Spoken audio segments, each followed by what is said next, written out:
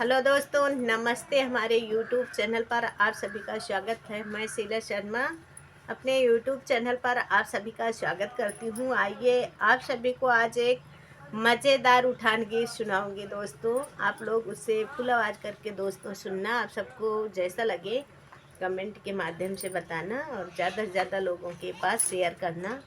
सुनिए हमारी आवाज़ में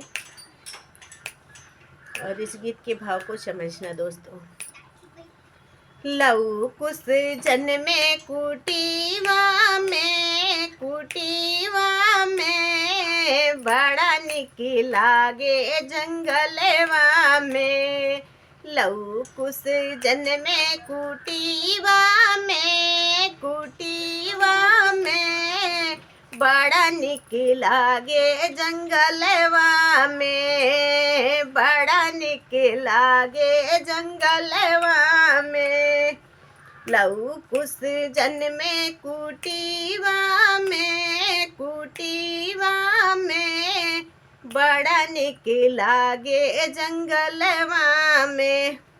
साधु भी आए सब संत भी आए, साधु भी आए सब संत भी आए। खुशियाँ मनावे सब कुटिया में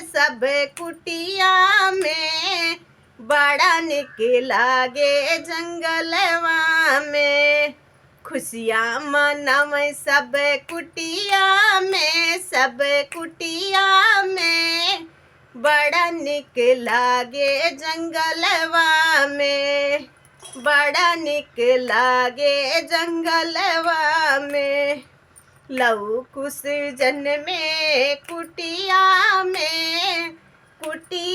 में बड़ा निक लागे जंगलवा में। ए बड़ा निक लागे जंगलवा में।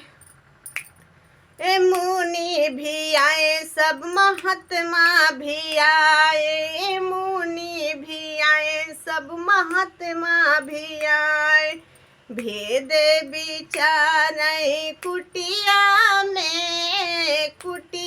में बड़ा निक लागे जंगलवा में। अरे भेद विचार सब कुटिया में बड़ा निक लागे जंगलवा में। लऊ कुश जन्मे कुटीवा में बड़ा निक लागे जंगलवा में। ये बड़ा निक लागे जंगलवा में। सीता खुश भई कुटिया में, ए सीता जी खुश भई कुटिया में।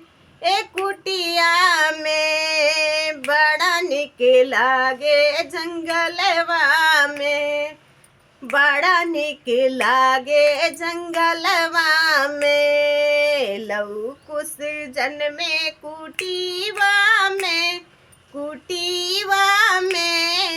बड़ा निक लागे जंगलवा में, बड़ा निक लागे जंगल